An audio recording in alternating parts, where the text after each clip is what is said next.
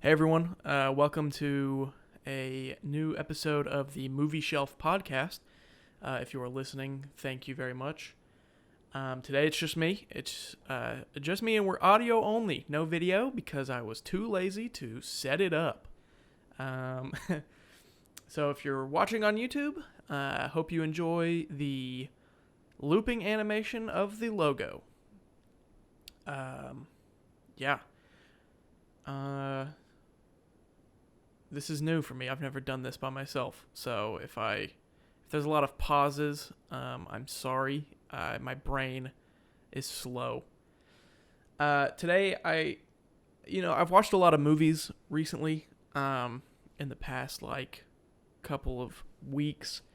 And I don't want to talk about any of those. I may talk about them briefly, for a second. But I want to talk about a specific movie today, one that is very important to me. I don't have it in my top 5 of all time or whatever, because I don't think it's a masterpiece. It's one of those movies that is very nostalgic to me. From the title of the podcast episode, you know what I'm talking about. We're talking about. I'm going to be talking about The Sandlot, because this movie to me is very important. We'll get into it later as to why and why I love it so much. But I want to talk about some of the stuff I've watched recently. Today, actually, I'm going to go see Barbarian with my buddy Sean. We may talk about that in a future episode. I hope it's good. I've heard great things. So future Cody, let me know how it is. But yeah, some of the things I've watched recently. Yesterday, I think it was yesterday. Yesterday is at the time of recording this, as of yesterday, Jean-Luc Godard passed away, which really stunk, dude. Because I wouldn't say he was my personal favorite director or anything, but he was definitely up there for me. And of course, his passing sucks, but at least it wasn't something that was unexpected. He was very old, and so this wasn't just out of the blue. But in honor of that, yesterday I watched Alphaville. I was going to watch something like Breathless or Contempt, because those two are my favorite of his, but I wanted to try something that I hadn't seen before, and I hadn't seen Alphaville. And I'll be brutally honest, no disrespect to my boy Jean-Luc, but Alphaville was not my favorite. It was good, it was decent, but out of other things I've seen of his, it's probably on the lower tier of things I've seen from him. I couldn't get behind the sci-fi aspect. I just wasn't digging it. I had never seen him go that route before, and I don't think he did the best. I think all the performances were fantastic, and I think the film is full of Godard's iconic editing style and music and camera work. So if you like that kind of stuff, if that's the reason you watch his films, then Alphaville will be no different. But for me, the story in this one just didn't do it for me. Also, the voice of the Alpha 60 computer was one of the worst things I've ever heard in my life. It was genuinely giving me a headache listening to that voice. But yeah, sorry, I just kind of dogged on that movie. Rest in peace, Jean-Luc. But yeah, I watched that yesterday. I also recently, what else I watched? Hold on, let me pull up my Letterboxd real quick. Oh yeah, dude. The other day I watched. I'm on a Cassavetes kick right now, and the other day I watched A Woman Under the Influence, and that ripped, dude. That movie's so good. I don't know if I've ever seen a movie from that era tackle subject matter like that, so well. They talked about mental health and really.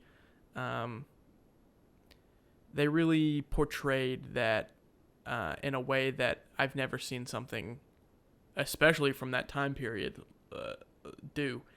Like a movie from the 70s. Like, this movie's older than, like, well, this movie's what, almost 50 years old, almost? When did this movie come out? 74, yeah, so, yeah, it's almost 50 years old. And, they didn't talk about stuff like this back then, as far as I know. Maybe they did, and I just don't know. But it was a perfect representation of, like, someone who's going through mental health struggles in a time where mental health is not talked about or properly taken care of. They just take this woman to a loony bin for 6 months rather than, like, actually give her, like, professional help. And you see, the point of view of someone who loves someone like that. You see the point of view of someone who loves someone like that but doesn't understand what they're going through fully.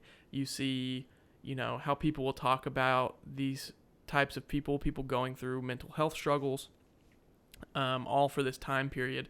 And it's kind of devastating, kind of heartbreaking in some times, but I think the main focus of this movie being the two main characters, Peter Falk and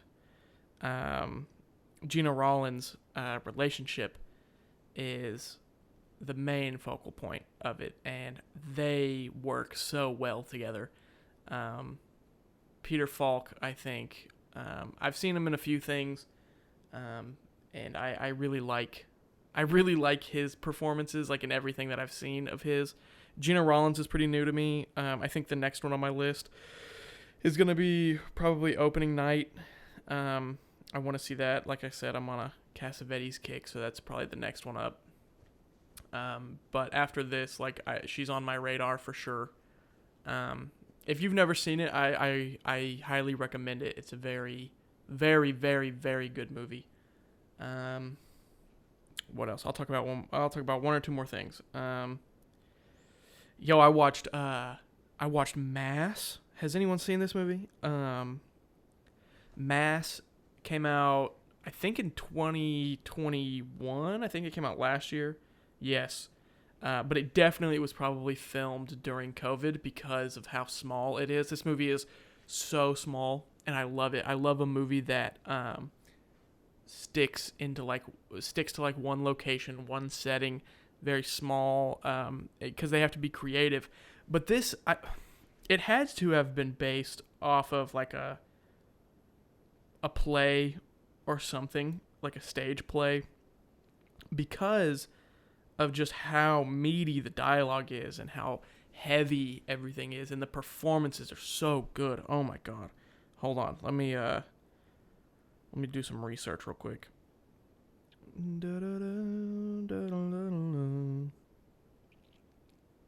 Yeah, I don't think it was. No, it's just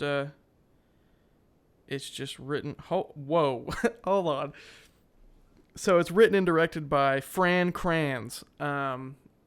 Interesting name. I just clicked on that name and realized that it's Fran Kranz is the stoner dude from Cabin in the Woods.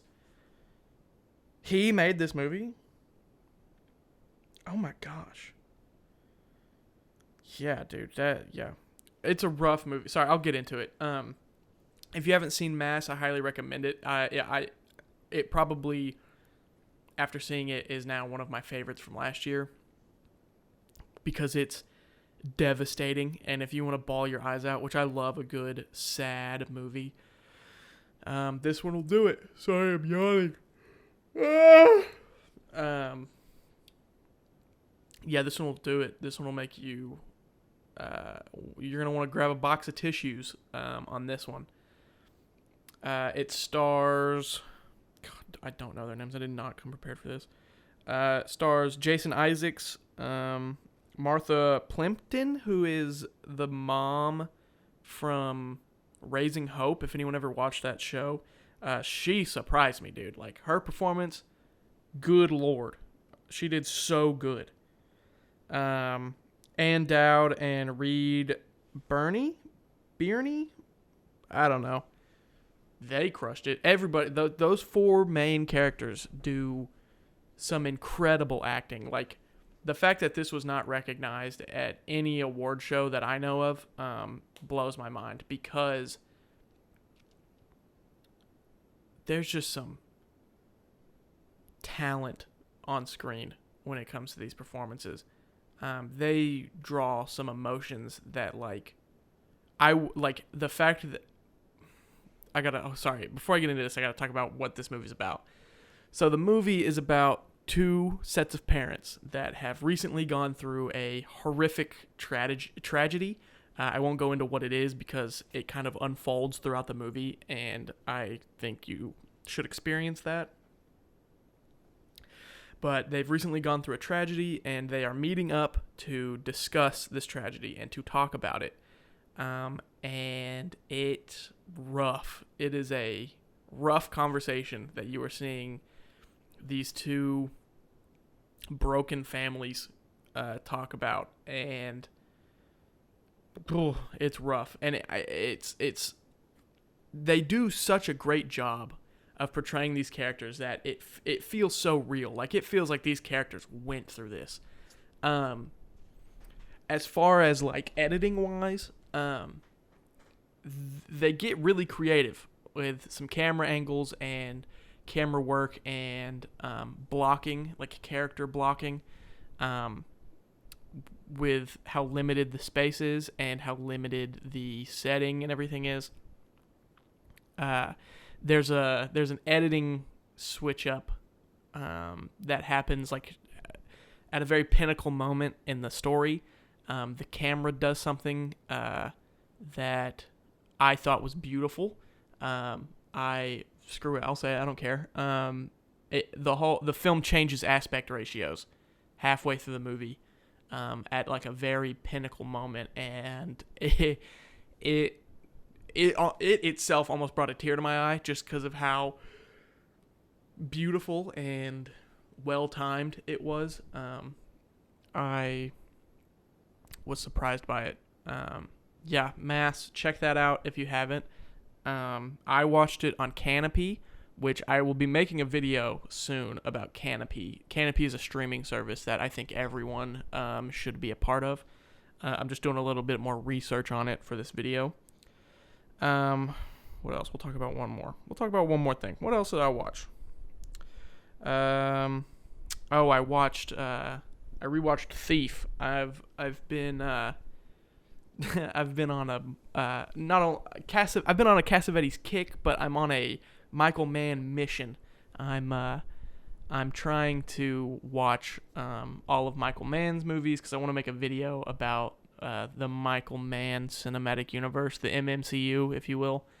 And I also, but included in that is I want to read Heat 2 because I've heard great things, but I feel like it's going to be a tough read. But I got to do all that. But anyways, yeah, so I watched Thief the other day to start off this Michael Mann watch through. And yeah, Thief is the blueprint.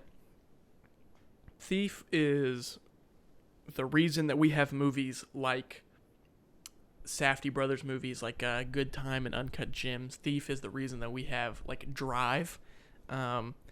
It's the quintessential, just like watching a good bad guy do bad things for good, and awesome deep synthy 80s soundtrack to go with everything, and it's just dark and gritty, and it's so good. Specifically for me, one of my favorite scenes is, of course, the like safe opening scene. That's like 15 minutes of him just cracking a safe, just blowing a hole through it, and it's so well shot for something that like I bet was so hard to film, but they crushed it. Fantastic. Michael Mann, James Caan, rest in peace, does so great. I loved that. I loved Thief. It's going to be hard to tie. It might be my favorite Michael Mann. I don't know. Don't quote me on that. It's either Thief. I do love Collateral. I do love Heat. Yeah, that's a tough one. I don't know. It's up there. Thief is so good, dude. Okay, let's, it's been 15 minutes. Let's discuss the movie that we're here to talk about. We're talking about The Sandlot, which is the number one movie from my childhood that when I think about my childhood, I think about what movies made me want to, or I guess what movie made me fall in love with movies. The Sandlot is what comes to mind.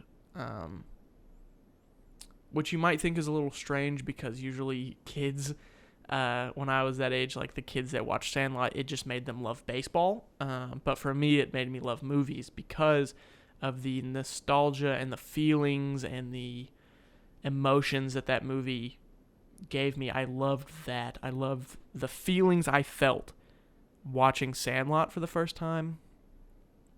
And then just like now the nostalgia I have for it because of, who I watched it with the first time, where I was, how I received the movie the first time. Yeah, just all of those factors go into my love for this movie. The first time I watched it, I could not tell you how old I was. I was probably like 4, maybe 3 or 4 years old. Probably 4. 3 seems too young. I was probably 4 years old, and I watched it with my cousins. I grew up with my cousins. A lot of us dudes. We were all around the same age, and we just grew up together. And we all loved The Sandlot. They loved it because it was baseball. I was not the sports one. They all were. They loved it because it was a baseball movie, and I just loved it because it was a movie. But I remember watching it and falling in love with all the characters. I thought the dog was awesome. I was like, I love this dog. The whole flashback scene with the giant dog, which I later discovered was a puppet, and that broke my heart a little bit. All of that stuff I loved. But one thing I remember specifically was there's the scene where Benny jumps over the fence, and then the dog jumps over the fence after him. And he looks up, and it's a slow-mo shot of the dog, and Benny looks up, and he says, "Oh, shit." And when I was 4 years old, I didn't know that was a swear word, but all my older cousins did. So I just repeated it. I was like, haha, oh, shit. And they all were like, you can't say that. And so they ran and told my mom, and my mom was like, Cody, we don't say words like that. And I was like so confused because I didn't know what that meant. So maybe that's part of the reason why it's why I loved it so much, because it felt bad, like it had that bit of like rebellion to it. The other reason that I have like a nice good nostalgia with it is because when I was 4, about to be 5, I don't remember how old I was. I think 4. My sister was about to be born, and my parents I remember my mom giving me a gift as she was off to the hospital to go give birth to my little sister. And I opened it up, and it was a VHS copy of The Sandlot. My guess was that it was like a, hey, we still love you kind of gift, that you always give the older sibling when a younger one's on the way. And I remember I was stoked, dude. I was stoked about having owning my own copy of The Sandlot, because the only time I could watch it was going over to my cousin's. So I was pumped to have my own copy. And it totally overshadowed the fact that my little sister was being born. Sorry, Emily. But yeah, The Sandlot was all I cared about. So that's the nostalgia factor I have for it. I just remember watching it, loving the emotions that it made me feel, the laughs. It made me cry, dude. All the stuff with the dog. Oh, I loved the camaraderie between all the kids, all the memorable scenes, the tobacco scene, the treehouse scene, the chase scene through the movie theater and through the 4th of July thing, the parade, all of that stuff. All just great stuff that my little kid brain ate up. And even to this day, like, I still love this movie. I recognize that it's not like a piece of cinema masterpiece and we're going to get some, special Arrow video release anytime soon. But I do kind of hold out hope that one day, now that we're getting a Wall-E Criterion and we're starting to get some, like, maybe we can push for a Sandlot Criterion, who knows. I would buy the entire stock. I would buy all of them and just give them away. So Criterion, if someone at Janus Films is listening, please put the Sandlot on the Criterion collection. I will I've already made the artwork for it. You can check it out on my Instagram. Yeah, you can steal it. You don't even have to pay me for it. Just put it on Blu-ray in the Criterion collection, dude. Sorry. The Sandlot, dude. I love it. There's a lot of movies actually from my childhood that stick out to me. Spy Kids is one of them. Spy Kids 1 and 2. The Little Rascals, dude. Oh, freaking heck, dude. I loved The Little Rascals. Osmosis Jones. All kinds of stuff, dude. I also think, like, a big thing was I think I just loved physical media, which I still do. Like, physical media is so important. But I loved it even as a kid. Like, my parents tell me all the time that they could just put, before I could read, they could just put the tape, not even like with the box art, just the tape that had the title of the movie, VHS tape, title of the movie on it. They could sit out 3 in front of me, and I would be able to pick which one was which, because I knew, just based off, like, I just memorized the tapes, and, like, what they looked like. And they've told me stories of, like, them waking up at 4 in the morning because they hear the TV on, and they walked in there, and little 4 or 5-year-old me sitting on the floor 3 inches from the TV watching VeggieTales or whatever. And I got up, put it in the VHS myself, put it in the VCR myself, and started watching whatever. I think I just loved the idea of physical media. Even like during Christmas, any gift that was shaped like a VHS or a DVD was always like the first one I opened, because I was like, I was just pumped to have it. And even still to this day, like, anytime I purchase a movie, or now I purchase, like, my wife and I have a record collection. We collect board games and books and stuff like that. Any, like, physical copy of something, I still get pumped about. Like, even if I buy movies, I'll leave the store, like, with a sense of fulfillment and a sense of, like, pride, I guess. I don't know. Maybe I shouldn't feel that. But then, like, putting it on the shelf where it goes, and, like, that sense of collection. Other collectors out there will understand what I'm talking about, but that, like, passion that's inside of you for it is, like, is insane. And whenever I think back and, like, try to figure out where that passion came from, I always go back to when my mom gave me the Sandlot before my sister was born. I think I remember watching Sandlot for the first time, and that's what I remember, the emotions that it made me feel, and how I wanted to someday make something that could make somebody else feel those same feelings. It all started with the Sandlot, which is crazy. I've owned the Sandlot on every in any form possible since then, except Laserdisc. Was there even a? Let's see. I had a VHS, I had a DVD, a Blu-ray. I don't know if it's on 4K, but if it is, I'll get it. Was there a Sandlot Laserdisc? No way, there was. There was a Sandlot Laserdisc. It's on eBay for $14. Do you think? I'm gonna text Sierra. I'm gonna text Sierra, my wife. I'm gonna text her right now, and I'm gonna say, "Can I buy the Sandlot on Laserdisc?" And she, I guarantee you, is gonna reply with, "What? Or what's that? Or what's a laser disc? $5 shipping isn't bad. 14. Can I trust this person? They don't have any reviews. I have no way of watching it. Ghost in the Shell premium box laserdisc 3 discs Japanese anime set? What? Dude, box art for laserdiscs kind of smacked. They look like albums, but like, yo, that's crazy.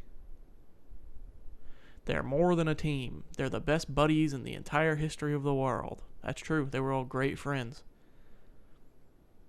Dude, who's your favorite Sandlot character? Oh, I mean, everyone wants to be Benny because he's like the cool one, but I really related with Ham growing up because, I was the fat, comedic relief. Squints might be my favorite. I did love Squints, even though he kind of like sexually assaulted that lifeguard. But they did get married. In the third one, you find out that they get married and they have like 20 kids or something like that. So Squints and Wendy Peppercorn were going at it like wild rabbits. Yeah was awesome. They're all great, dude. I don't know. I'm going Ham. Ham's my favorite, just because that scene where he's throwing off all the batters, like whenever he's the catcher. That scene is fantastic. The you play ball like a girl, the everything like that. You're killing me, Smalls. He's just got all the great lines. And so yeah, you can't not recognize him for that. You got to pay credit where credit's due, Benny also had some great lines. I mean, Smalls iconic, but Smalls is a little wimp. If you identify with Smalls, dude, I'm sorry, you're a beta.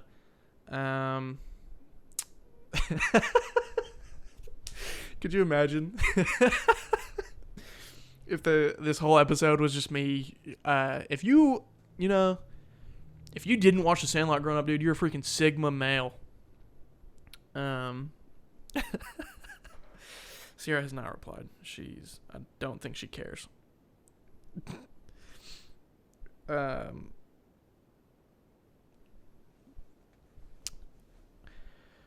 Yeah, dude, Ham. I guess I'm Ham still to this day. Team Ham all the way. The great Hambino. Let's talk about the soundtrack real quick, dude. The soundtrack for The Sandlot was killer. Let's go. Let's see what we have.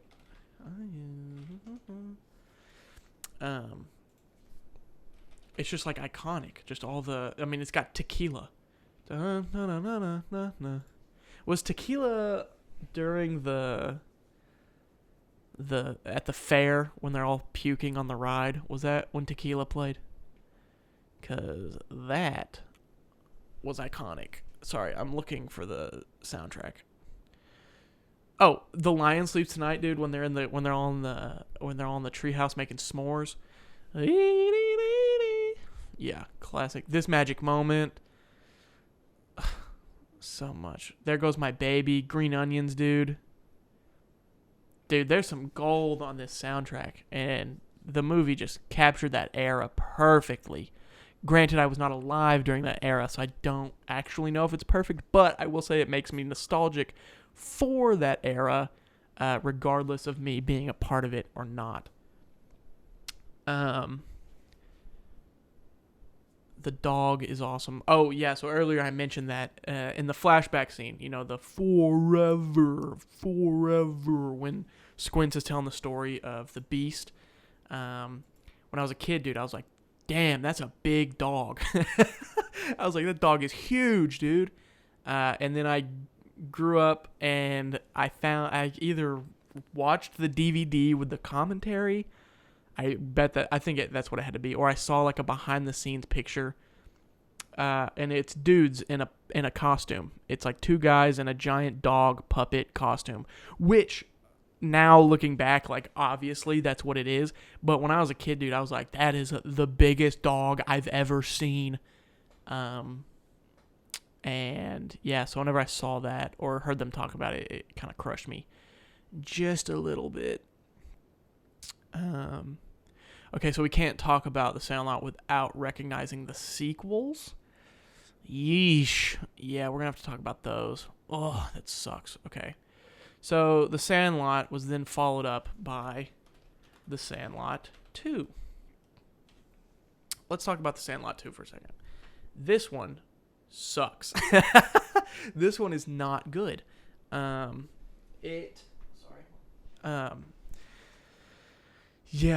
it's not good. It really tries to just relive the magic of the first one, and it does not do it.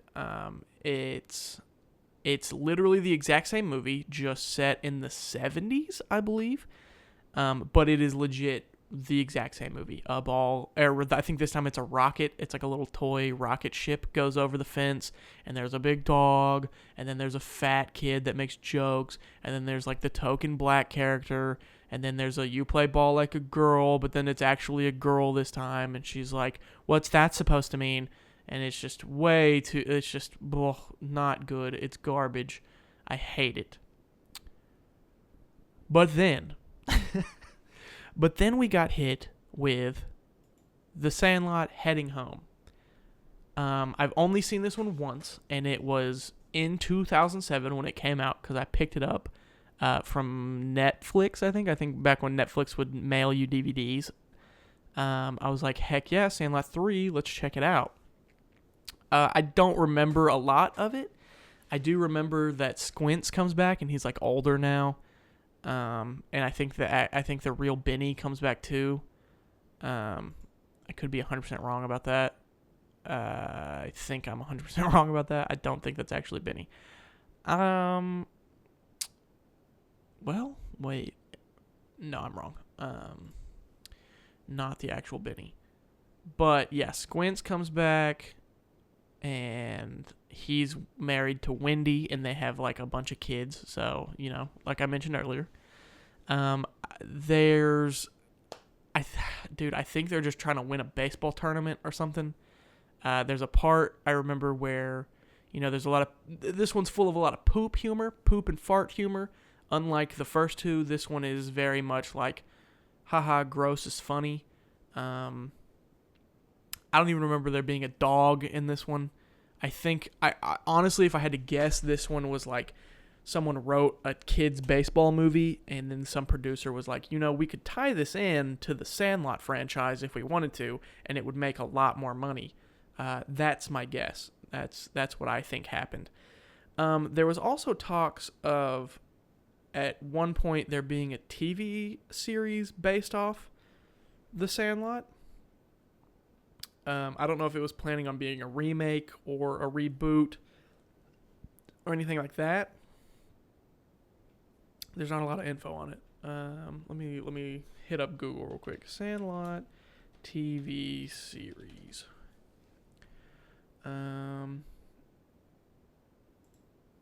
Where is the Sandlot movie and the Promised Sandlot TV series? Yeah. Okay. Yeah.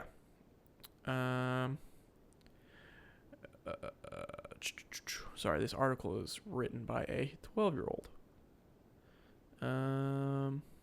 They did a reunion. I remember that, where they all got back together, which was really cool. Yeah, so Disney Plus announced that they were doing after they bought Fox, they announced that they were doing a series that I guess, it looks like it was going to be a reboot of the first one, or a remake. But apparently also 20th Century Fox was making a prequel to The Sandlot? What was that going to be about? Yeah, no. I don't know about a prequel. When are they going to set it? In World War II era? Is that what we're going to get? World War II era kids baseball? Cool. Still waiting to hear back about that Laserdisc. What if I made an offer for like $3? It's kind of dope, dude. I wish I had a Laserdisc player, but I don't. How much is a Laserdisc player? Let's look at that. Laserdisc player. Oop. Here we go. eBay. Laserdisc players. $250, bro. What? No, there's no way. What? Grease? You have to lube up the discs? Laser disc grease. What? Is that why this thing failed? There's so many different parts on here. I feel like this failed. One, because it's huge and clunky, but also because there's just like a billion pieces to it, and I bet it was hard to maintain. $1,000 for the Sony HIL C2EX High Vision Muse Laserdisc player with remote. $1,000. 0 bids, by the way. Yeah, no. Bump that. We're not doing that. Let's see. What was the best selling Laserdisc? 20 laser discs that are still extremely valuable. Here we go. Oh, the Twin Peaks visual soundtrack? Oh my god, I thumped the mic. Sorry about that.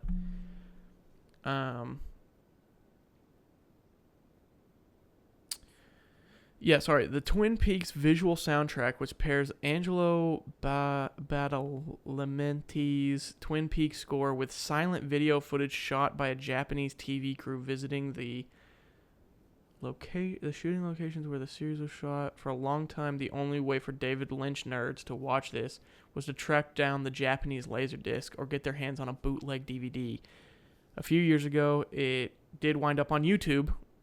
Even with the clips online, the discs are still popular. It sold for about $120 in the last year. Dang. Scream Laserdisc, mint condition Scream Laserdisc. That would make sense because of how that one's like all about movies and media and stuff like that. Like I could see why that one. Mint condition Black Christmas, I guess. Tracy, I Love You. Okay. The Wizard of Speed and Time. I don't know what any of this is, dude. Rare, hard to find Laserdisc. What? Sleepy Hollow? One with Johnny Depp? What? Why? Why are these the most... Halloween 2, obviously. A DVD copy of Halloween 2 isn't cool. You know what is cool? A Laserdisc copy of Halloween 2 for $170, dude. Deep Blue Sea, obviously. Oh, shoot, dude. The Star Wars trilogy. Yeah, I didn't even think about that. Laserdisc box set. I bet they're... Do you think they're the special editions? Do you think this is before George Lucas went in there and got his grubby hands on it and changed a bunch of stuff? The original Star Wars films are not hard to find. They're available in almost every modern home video format, and they're currently streaming on Disney Plus. 2. Hardcore fans covered the original theatrical releases, though, before George Lucas began adding digital effects and additional scenes, and those versions are harder to get a hold of. This definitive collection, Laserdisc, contains the theatrical cuts of the original Star Wars trilogy, along with a large booklet of production notes and George Lucas, the Creative Impulse, a book about the early years of Lucasfilms, and the set will typically set you back somewhere in the neighborhood of $200. Oh, dang, dude. That's all. Well, even if I had it, like I wouldn't have a way to watch it. I'm not paying $1,000 for a Laserdisc player. Killer Clowns from Outer Space. Let's just screw all this. Song of the South. What? No. Okay, what's the number one? Let's go scroll down to the number one.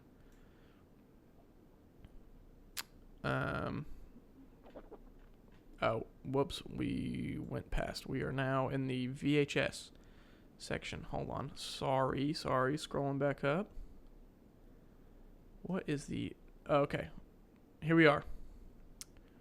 The number one most expensive Laserdisc is the Beatles' Let It Be rooftop concert. Really? That's it, dude? The Beatles' final album was conceived as the companion to a documentary film, which wound up capturing the blah, blah, blah, blah. The movie was released in 1970 and even won an Academy Award for Best Score. Okay.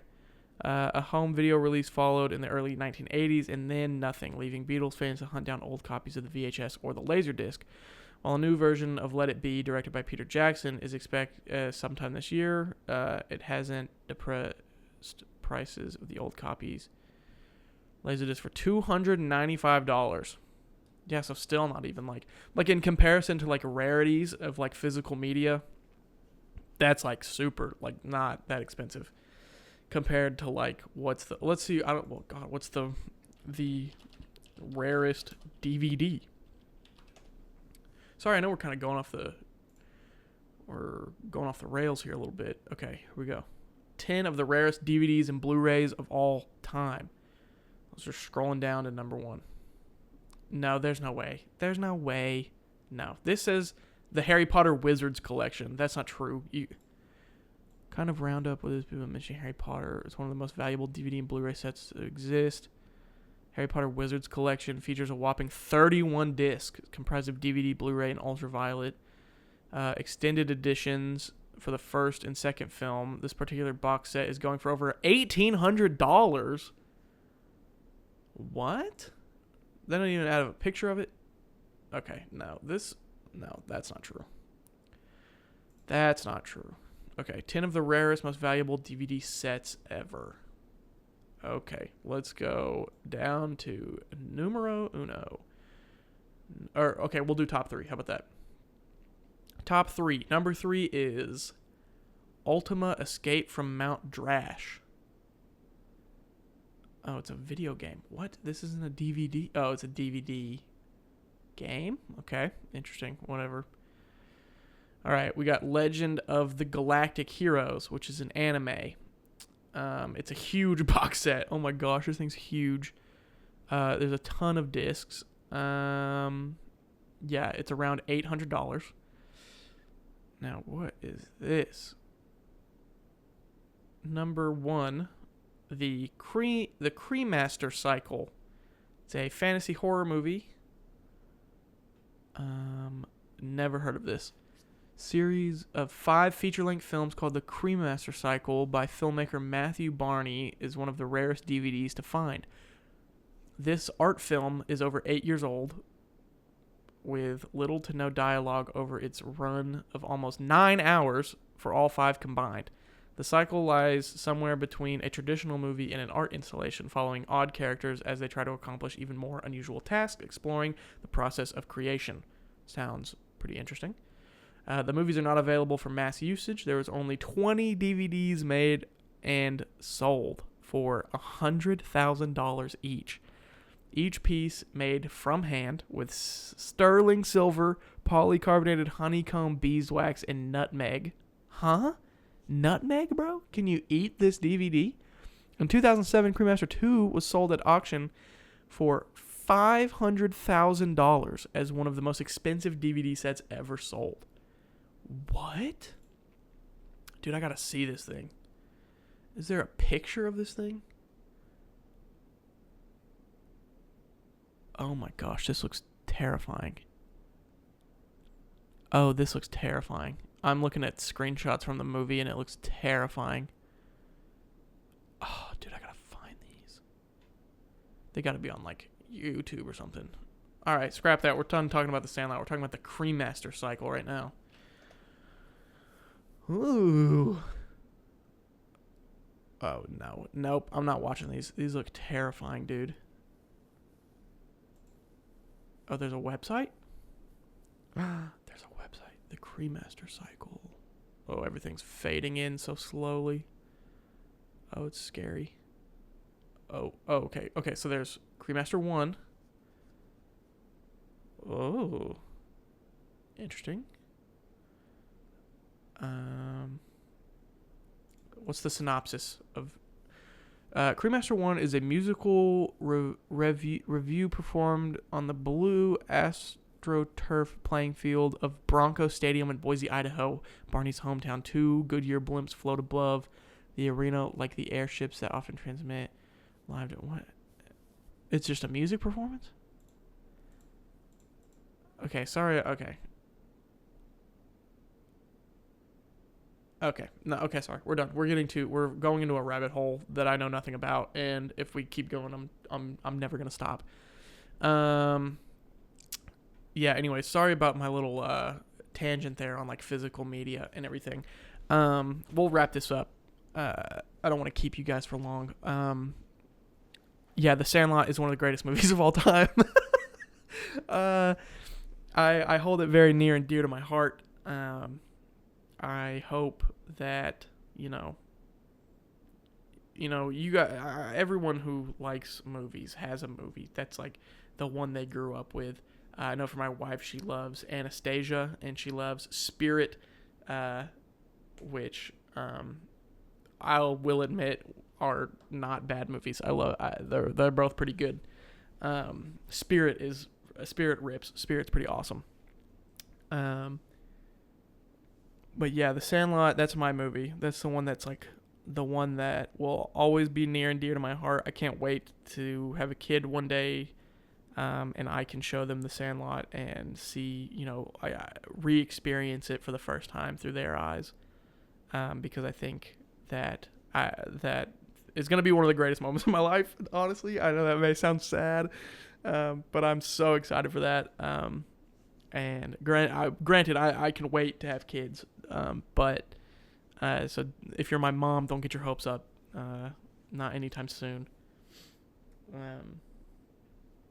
But yeah, I think The Sandlot is my movie that really started my endeavor into film. Without that movie, I probably would not be right here recording this podcast. So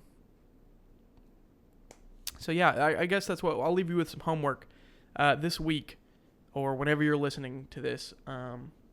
Find a movie that the one that you grew up with, the one that when you think back to your childhood, that brought you so much joy and happiness.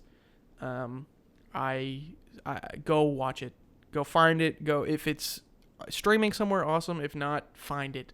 Go to Amazon. See if you can rent it on any streaming site. Find it and watch it and relive your childhood. Feel the nostalgia.